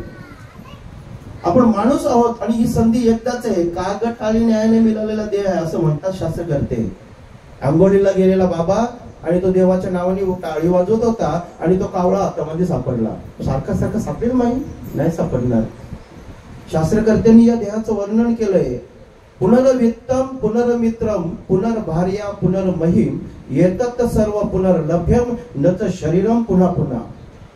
बऱ्याचशा गोष्टी पुन्हा पुन्हा मिळतील, परंतु मानवी शरीर पुन्हा मिळत नाही, याचं ध्यान ठेवा. भागवतामध्ये श्लोक आलेला आहे महाराज, दुर्लभ असलेला मनुष्याचा जन्म आम्हाला मिळालाय आणि हा दुर्लभ असलेला मनुष्याचा जन्म खाण्यापिण्यामध्ये फालतू खर्च करावा आम्ही. आणि या देहामध्ये आल्यानंतर काय करावं हे जर कळत नसेल तर तो देव डोक्यावर हात मारील ना, याला माणूस बनवला म्हणून. कळलं पाहिजे. भागवतातला एक श्लोक आहे महाराज, दुर्लभम मानुष देहो देहिनाम क्षण भंगुरा तत्रापि दुर्लभमान्य वैकुंठ प्रिय दर्शनम. दुर्लभ असलेला मनुष्याचा देह आपल्याला मिळालाय, क्षण भंगुरे, याच्याबद्दल फार असं डोक्यामध्ये काहीतरी ठेवू नये. अवघे लवकर मरणार नाही, तर कोणी ठरवलं मरणार नाही म्हणजे? इथं प्रवचन करता करता मग गोवा जाऊ शकतो, गचकाला गेला, आता तेवढं भाग्यात असावं लागेल. लोक म्हणतील गोवा पुण्यवान होता ना, प्रवचन करता करता गेला. रोकेल कोण कोणाला? क्षणाचाही भरोसा नाही. अख्ख्या नातेवाईकांच्या सगळ्यांच्या समोर ते यमाचे दूत येऊन त्याच्यातला प्राण घेऊन जातात ना. बरं इथंही नाही कोणी वाचवला, मागणं तरी कुठे जाता येईल? कोण येणार आहे बाबा? मग ज्यांच्या करता सगळं आयुष्य खर्च केलं त्याच्यापैकी कोणीच आपल्या सोबतीला नाहीत. मग ज्यांनी आम्हाला जन्माला घातलंय त्याचं तर स्मरण केलं पाहिजे ना, नातं त्याच्याशी जोडलं पाहिजे. भगवंताला का भजावं, देवाची आठवण का करावी? कारण ज्यांनी आम्हाला गर्भापासून वाचवलंय, गर्भामध्ये असतानाच आपण त्याचं स्मरण करत होतो. काय सांगू गर्भीच्या यातना मज भोगता नारायणा मांस मळमूत्र जाणा तुझं क्षण क्षण ध्यात असे. अजून संतांनी फार वर्णन केली. काय सांगू गर्भीच्या यातना, यातना सांगितले ना. अजून पुढे सांगितले प्रथम केला गर्भवास किती सांगू ते सायस दुःख भोगिले 9 हिमास जन्म आलो यथवरी. ज्ञानोबाने आणखी त्याच्या पलीकडे जाऊन सांगितले मातेची या उदर कोहरी पचोनी विष्टेच्या दाथरी उकडोनी 9 मास भरी जन्म जन्मोनी मरताती. आईच्या पोटामध्ये त्या उदरामध्ये आपण त्या मळमूत्राच्या त्या कुंडामध्ये पडलोय, त्या खड्ड्यामध्ये. आताच्या भाषेमध्ये सेप्टिक टँक, बिल्डिंगच्या मागे असलेली घाणीनं विष्टेनं मलमूत्राने भरलेले जीव कासावीस होतोय. मेडिकल सायन्सने प्रूव्ह केलंय. त्या गर्भामध्ये असलेल्या बाळाला उलट लटकवलंय ना, उलट लटकवलंय आणि मग ते सगळं नाकातोंडात जातं, जीव कासावीस होतोय. तो हातपाय असे आपटायला लागतोय, देवा वाचव, देवा वाचव. तो बोलतो का वाचवू? अरे वाचव ना. बोलतो बाहेर निघल्यावर काय करशील? तुझाच नाव घेईल. फक्त एकच करीन, तुझं स्मरण करेन, बाकीचं काही करणार नाही. आणि नेमकं उलट केलं यांनी, बदमाश माणूस यांनी नेमकं उलट केलं. बाहेर निघाल्यावर बाकीचं सगळं केलं ना, त्याचं नाव घेतलं नाही. आपल्याला भगवंतांनी दिलेलं आयुष्य 100 वर्षाचं जरी असलं तरी संतांच्या आयुष्यामध्ये फार कमी येते, फार कमी. अल्प आयुष्य मानव देह, शत गणिले ते अर्धे रात्र खाय, मध्ये बालत्व पीडा रोग क्षय, काय भजनासी उरले ते पाहेगा, राम राम स्मरा आधी, राम राम स्मरा आधी. आधी घ्यायला सांगितलं आपल्याला. सगळ्यात अगोदर देवाचं नाव, उठल्याबरोबर देवाचं नाव. प्रभाते मनी राम चिंतित जावा, पुढे वैखरी राम आधी वदावा, परा पच्यंती मध्यमा वैखरी, त्याच्याही अगोदर भगवंताचं नाव घ्यायचंय. आपण उठल्याबरोबर आज जेवायला कर, पनीर कुठं मिळेल चांगला, मशरूम कुठं मिळेल, आता आपण आपलाच सांगायचा, दुसऱ्याच्या वाट्याला द्यायचा. मग करा. सकाळी उठलं अजून दात नाही नसलं तर जेवायची चिंता, देवाचं नाव घे ना, आंघोळ कर मस्तपैकी आणि मस्तपैकी पूजा वगैरे कर. अख्खा दिवस पडले ना खायसाठी महाराज. पण ते नंतरला ठेवलं त्यांनी. कधी कधी असं होतं नंतर जाऊ ते होतं मक्षण करू म्हातारा झाल्यावर, नातवस्तांचे लग्न झाल्यावर, तोपर्यंत राहू का आपण, त्याची गॅरंटी आहे का? पण आहे गॅरंटी. क्षणभंगूर नाही भरवसा, सावध वारे तोडा माया आशा, काही न चले मग गळा पडे फासा, पुढे हुशार थोर आहे ओळसागा, पुढे हुशार थोर आहे ओळसागा, राम राम स्मरा आधी, राम राम स्मरा आधी. देवाचं नाव अगदी याचं आपण ते ठेवलेलं असला. मग असा प्रसंग येतो नाईलाजाने आपला राहायलाच घ्यायचा. म्हणजे आई खांद्यावर घेतले ना, तो राम बोलो रे भाई, राम बोलो, जय राम श्रीराम, जय राम जय जय राम, श्रीराम जय राम. आणि आयुष्यात नावला घेतलं श्रीराम जय राम. तो मगारी ठेवला होता ना, ते अगोदर केला पाहिजे. तर ना भाग्यवंत नट नाचे कीर्तनात. जोपर्यंत अंगात ताकद आहे ना तेव्हा परमार्थ करा. कशी मजा बघा परमार्थाची. जव हे सकळ सिद्ध आहे, हात चालावया पाय, तव तू आपुले स्वहित पाय, तीर्थ यात्रे जाया चुकू नको. संतांनी सांगितलंय जोपर्यंत पायात ताकद आहे ना तोपर्यंत दिंडीला जाता येईल, तेव्हाच रिंगणामध्ये धावता येईल. महाराज दमछाक होते. आता होतो ना दहावाचा, मग जवानी कागडी न पुकार.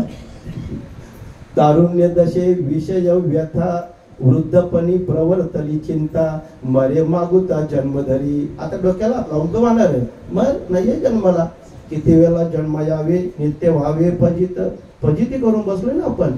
बरं मानवाचा देह आपल्याला सारखा हवासा वाटतो, पण मिळतोय नाही मिळत आपण नाही.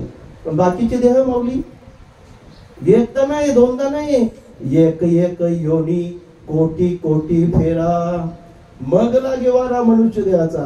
कोटी कोटी वेळेला त्या गटारातले किडे बनावे लागतात, कोटी कोटी वेळेला त्या झाडावरची माकडं बनावं लागतं महाराज. नको आहे ते पण कोटी वेळा येते. आणि इथं म्हणून भगवंताचं अधिष्ठान, भगवंताची पूजा, थोरा मोठ्यांचा मान सन्मान, आई वडिलांची सेवा केली पाहिजे. आणि हे जर होत नसेल तर माणूस म्हणून आपल्याला जगण्याचाही अधिकार नाही. मग आपण पशुमध्ये आहोत. नाथबाबांना राग आणण्याचा प्रयत्न खूप लोकांनी, वेळ संपली पण महाराज आपली. एक छोटस दृष्टांत सांगतोय. नाथबाबांना राग आणण्याचा किती प्रयत्न केला होता. नाथबाबा गंगेवर जायचे स्नानाला आणि तिथून येताना असं सांगतात एका यवनाचं मुस्लिमाचं घर वरती होतं, 2 मजल्याचं घर होतं. आणि तो वरून पाहत होता. हे पूर्वीपासून आहे ना, आता पण थांबलं नाही. भगवंताचं नामस्मरण करणाऱ्याला फार त्रास होतोय महाराज. तोंडावर लोक गोड बोलली, पाठ फिरली ना गो असाच, माफ करा. बरं मग तो बघत होता, आंघोळ करून आला रे आला बाबा का वरून अंगावर थुकायचा. 1-2दा नाही तर 108 वेळा म्हणे थुकलाय. आता आपण नव्हतं मोजायला, पण संतांनी सांगितलं विश्वास ठेवला पाहिजे.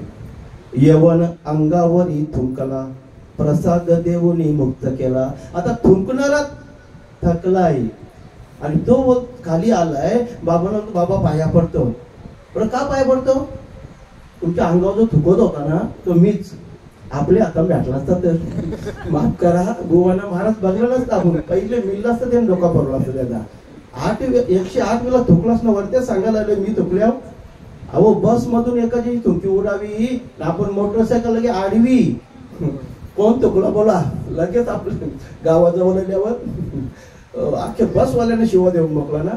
तर जो सांगायला लागले पट्ट्या 108 वेळा मी थुकलोय. बाबा बोलतो अरे बरा झाला, बोलतो ये तुझे पायदे म्हणा, बोलतो मी तुझे पाया पडता. एवढे शांत होते ना बाबा. बोला का माझे पाया? अरे हे कसं म्हणता? अरे मी गंगेमध्ये स्नान एकदा केलं असतं, दोनदा केलं असतं, 4 वेळा 3 वेळा केलं असतं, त्रिकाल संध्या केली असती. तुझे मुलं एका दिवसात 108 वेळा गंगा स्नान केलं ना. अजून एक प्रकरण आहे. एक बाबाच्या पोरीच्या लग्नाला पैसे नव्हते. आता पटपट सांगतोय पण वेळ झाली आपली. बरं मग त्याला कोणीतरी सांगितलं नाथ बाबा श्रीमंत आहे, तुला देतील पैसे, बिना व्याजाने नाही, फुकटच देतील, परत मागायची पण गरज नाही. आणि तो लांबून आलेला बाबा आला नाक्यावर, गोव्या नाक्यावर पर्यंत आला. आता इथेच सांगतो थोडासा. नाक्यावर बसलेली पोरावलं कुठे चालले? नाथ बाबाचे बरा झाले, गिराक नवीन आले. कशासाठी? पैसे मागायला. पोरीचं लगीन जमले. पोरीचं लगीन जमले किती वजन? 5000. आम्ही 10,000 देत आहोत, परत पण द्यावं नको. हलवा देव आणला मागतो 1 डोळा, देव जातो 2 डोळे. बरं पण एक काम करायला लागेल छोटासा. ज्यांचे घर चालल्यात ना तिथे जा तुम्ही, फक्त त्याला राग आणून दाखवायचा. तो सोपा काम. राग आणण्याचं सोपा काम ना, कठीण आहे. राग आणण्यासारखं एवढं सोपा काम जगामध्ये कुठलाच नाही. अनुभव नका कोणाला. एखादी शिवी दिली वाच प्रत्येकाला, शांत माणूस तो राग येतो. मित्रांनो 4 व्हीलर ड्रायव्हिंग करावी आपण, आणि मग किती मोठा महाराज असू द्या त्यांनी शांत राहून दाखवावा. बाईकवाला रिक्षावाला मध्ये आला ना तो महाराज पण विसरतो मी महाराज आहे म्हणून. बरे जोरात न बोलणार, काचा बंद असतात तर फुटफुटणार तरी वाईट शब्द. पण नाथ महाराजांना राग आणायचं सोपा काम आहे ना. मी आणतोय ना. गेलेत राग आणण्यासाठी पहिला प्रयत्न आहे. पायामध्ये असलेली चप्पल घाण माकळलेली आहे. नाथबाबा देवपूजेला बसले, देव घरामध्ये, तिथे गेला ना चपली सहित त्यांच्या मांडीवर डुक करून बसला. आपण असतो तर तेच चपली खाली पावण्याला म्हटलं असतं ना. नाथबाबा होता हरी महाराज चपला काढा मी तुमच्या पाया पडतो. हे माणसाला राग तरी कधी यायचा? चपला घालून याच्या मांडीवर याला देवपूजेला व्यत्यय आलंय तरी आपल्या पाया पडतोय. अरे मी एवढी पूजा करतोय पण तुमच्यासारखी अवस्था माझी नाही झाली. तुम्ही मला भेटायला येताना केवढे आतुरतेने आले, तुमच्या पायात चपला हेही विसरला. तो बोलतो आता राग नाही येत ना. बघा नंतर माफ करा. आपल्या समाजातलं एक उदाहरण देऊ चालतोय मी. आपल्याला फार घाण सवय काही गोष्टीमध्ये. मित्र आता पूर्वीसारखं, पूर्वी भांडणामध्ये जी शिवी दिली जायची ना आईवरनं, ती आता मजा म्हणून दिली जाते. माफ करा. या तरुण पोरांना विचारा बर, ती शिवी आईवर असते. बायकोवर कोणी शिवी दिली का आजपर्यंत?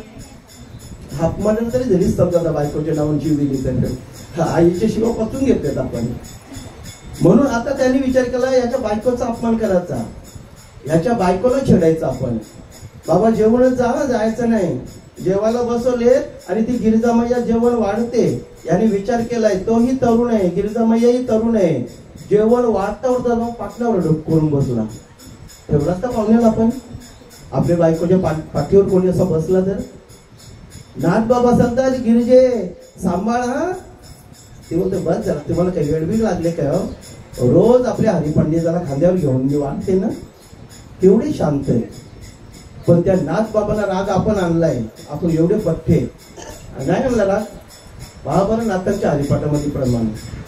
मग आपण जर भक्ती मार्ग करत नसू, देवाला मानत नसू, नुसता खायापियामध्ये आयुष्य घाललं असेल तर नाथ बाबा सांगतात 5वीच्या जर रात्रीला नेला असतं तर बरं झालं असतं ना. ते सोडून मात्रीचा पाय गुंतून पाटा त्याच्या डोक्यात पडला असतं तर बरं झालं असता. असंच म्हटलं तर नाथ बाबा. भक्तीविना पशु कशाशी वाढला, सटवी नेला कैसा नाही. जर तो भक्ती करत नसेल तर तो पशु आहे. मग सटवीने नेला नाही. आपण प्रमाण अगोदर दिलंय. सटी माता कधी येते? 5वीच्या रात्रीला येते. मग 5वीच्याच रात्रीला मरायचा होता तो. आणि त्याच्यानंतर आपल्या आईवर शिव दिले ना. काय माय गेली होती भूतापाशी, हरी नय मुकासी अरे मोढा. तिथे पण 2 शिव्या. तुम्ही माणसाचीच पोरं आहेत का भूतांची पोरं आहेत? तुमची आई का भूताशी संबंध ठेवून होती का? असं नाथबाबा म्हणतात. ज्यांना कधीच राग येत नाही महाराज. आपण जर भक्ती मार्गामध्ये नाही गेलो, भगवंताचं नामचिंतन नाही केलं, तर नाथबाबा असं म्हणतात, कमीत कमी तेवढं तरी आपण थोडीशी तर लाज बाळगूया. देवाचं नामस्मरण करा. गंडे दोरे भगत बोली ओम भट स्वाहा याच्या मागे लागायचंच नाही. भगवंताचं नामचिंतन एक असं साधन संतांनी दिले ना, तुका म्हणे सोपे आहे सर्वाहुनी, शहाणा तो धनी घेतो येते. पण ते घेण्याकरता शहाणं बनावं लागेल. वेळ बोलून चालणार नाही. आपण सगळे शहाणेच आहात. भगवंताचं नामचिंतन करा. दुःख येवोत संकट येवोत हे तर चालायचंच. जन्माला येणं मरणं नियमच आहे. उपजेते नाशे नाशिले पुनरुपी दिसे, एक घटिका यंत्र जैसे परिभ्रमेगा. किंवा तुकोबाऱ्याने अजून पुढे जाऊन सांगितलंय, उपजला प्राणी न राही संसारी, बैसला शेजारी काळवुषा. पाहतो उंदीर घेऊन जाय बोका, तैसा काळलो का नेटसे. मरणाऱ्यांची यादी कबीरांची सांगते. 1 मिनिटात सेवा संपली. कोण कोण गेले आतापर्यंत? संतांनी सांगितलं, येथे उरो नाही आले अवतार, येर ते पामर जीव किती. आता त्यांची संख्या सांगली कबीरांनी. 9 भी मर गए, 10 भी मर गए सहस्र 88. 33 कोटी देवता मर गए, पडे काळ की फाशी. 9 नारायण आले, त्यांनाही जावं लागलं बाबा. 9 काही सामान्य नव्हते. भागवतामध्ये 9 नारायणचा उल्लेख आहे. 10 अवतार भगवंताचे, त्यांनाही जावं लागलं. 88,000 सिद्ध ऋषी मुनी आपल्या भारत देशामध्ये, त्यांनाही जावं लागलं. आपल्याला सांगितलेले 33 कोटी देवता यांनाही जावं लागलं. पीर मरे पैगंबर मर गए जिंदा जोगी, जपी तपी सन्यासी मर गए हकीम रोगी. पीर पैगंबर महात्मे गेलेत, जपी तपी संन्यासी मेलेत. रोगी तर कधीतरी मरणारच होता. पण हजारो रोग्यांना ज्यांनी वाचवलं, ते डॉक्टर वैद्य का मरत नाही? मरतात. त्यांनाही मरावं लागतं. ज्याच्या अधिकारामध्ये जन्म मृत्यू सांभाळ आहे, तिन्ही अवस्था जो सांभाळतोय त्यालाही जावं लागतं. तीनों लोक पर छत्र विराजे, लुटा कुंज बिहारी. कहत कबीरा सो भी मर गए, रयत कोण बिचारी. आपण बिचाऱ्यांच्या यादीमध्ये. भगवान श्रीकृष्ण नाही.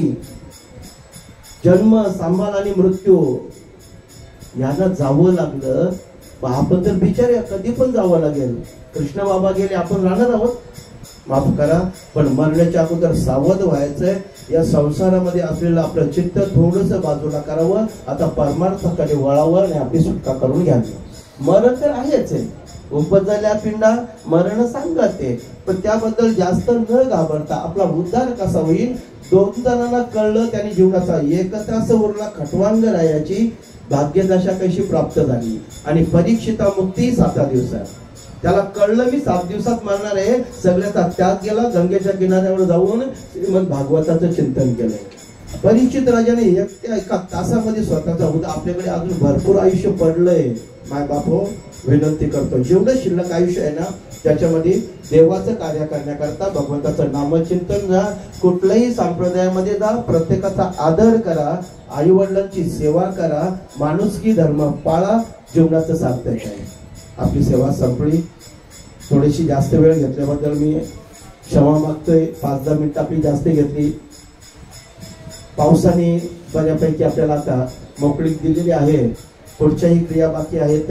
या ठिकाणी चिंतनाकरता घेतलेला श्लोक आणि ओव्या जवळजवळ सगळ्यांच्याच पाठातले. श्रीमद भगवद्गीता 17वा अध्याय 14वा श्लोक. देव द्विज गुरु प्राज्ञा भोजनम शौचम आर्जवम ब्रह्मचर्यम अहिंसाचं शारीरम तप उच्चते. 8 प्रकारच्या क्रिया चांगल्या प्रकारे घडल्या तर उच्च प्रकारच्या तपाचं आचरण झालं असा अर्थ. आणि हेही नाही घडलं तर ज्ञानोबाने सांगितलं, 100 सुनार की 1 लोहार की. असा एकच दणका मारलाय. सकळ तीर्थाची ये धुरे जी एका माता पितरे तया सेवेसे किर शरीरे लोन की जे. आई वडिलांची सेवा करा. जगातली सगळी तीर्थ त्यांच्या पायावर येतात. बाबाच्या पायावर डोकं ठेवा, आईच्या पायावर डोकं ठेवा, त्यांचा आशीर्वाद घ्या, त्यांचा सांभाळ करा. तेही नाही जमलं तर कमीत कमी रोज आई वडिलांना आवाज तरी द्या. त्यांना दुसरं काही नको असतं. त्या आईला वाटतं पोरांनी मला बो म्हणून साथ घालावा, आई म्हणून आवाज द्यावा. त्या बाबाला वाटतं माझ्या पोरांनी मला काही काम करताना विचारावं, माझा सल्ला घ्यावा. आजही समाजामध्ये 4-4, 6-6 महिने आई वडिलांशी न बोलणारी मुलं आम्ही पाहतोय, म्हणून खेद वाटतोय.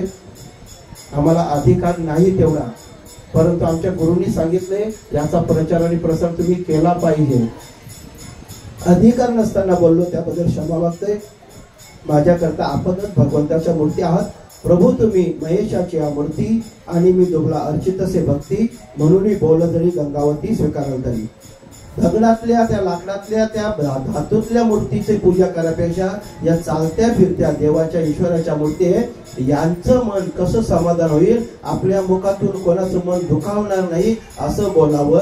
वेळ प्रसंगाला मदत करावी. पुण्य ते पर उपकार, पाप ते पर पीडा. आपल्याकडे सत्ता आहे, संपत्ती आहे, ताकद आहे म्हणून कोणालाही पीडा द्यायची नाही. उलट परोपकार कसं करता येईल या न्यायाने जगलो पाहिजे. झालेली सेवा या बाबांच्या चरणी सुपूर्द करतोय. आपण सगळेजण ज्ञानी आहात, विचारवंत, ज्येष्ठ श्रेष्ठ आहेत. रुक्मिणी स्वरूप असलेला माझा मातृवर्ग, पांडुरंग स्वरूप असलेला माझा बंधुवर्ग या सगळ्यांच्या चरणी नतमस्तक होतो. आणि ज्ञानोबाने सांगितल्याप्रमाणे तरी न्यून्यते पुरते अधिकते सरते हे करून घ्यावे तुमते. वेणवेतासे पुंडली कवरदार विठ्ठल श्री ज्ञानदेव भगवान की जय. आर्य महादेवता की जय. बाबांचा प्रवास सुखाचा हो त्याच्याकरिता आपण जे ग्रंथ हरिपाठ, भजन, कीर्तन, ताईचं कीर्तनही झालं रात्री, आणि ह्या मार्गाने मिळवलेलं पुण्य थोडं थोडं आपण त्यांना द्यायचे. थेंबे थेंबे तळे साचे. त्या पुण्याच्या जोरावर त्यांच्या हातून कधी एखादं वर्तन चुकीचं असेल तरी त्यांचा प्रवासाला ते सहाय्य करणार होईल. आणि म्हणून आपण सगळ्यांनी 13वा आज ज्ञाती भोजनाचा कार्यक्रम इथे सुतक लागत नाही. आता 10 दिवसाचा कालावधी दशक्रिया झाल्या, पिंडदान झाले, सुतक संपलं. आता फक्त जे दुःखित परिवाराला आपण त्यांचं दुःख हलकं करावं, त्यांना एक घास भरवावा. जवळची माणसं असतील आणि त्याला सांगावं बाबा आता हे शेवटचा विधी झालाय, आता मात्र तुम्ही आपापल्या कामधंद्याला लागा. कारण हे प्रत्येकाच्या वाट्याला येत असतं. आणि म्हणून नातेवाईकांचा, मित्रमंडळी, ग्रामस्थांना हा प्रयत्न त्यांचं शांतवन करायचं, त्यांना शांत करायचं, त्यालाच आपण सांत्वन असं म्हणतोय. पुनश्च एकदा तुमच्या सगळ्यांच्या चरणावर नतमस्तक होतो. आपली सेवा संपली. आरती वगैरे तिकडनंच घेतील ना, का विचारा त्यांना पाहिजे तर इकडनं घ्यायची का तिकडे घ्यायची. रामकृष्ण हरी.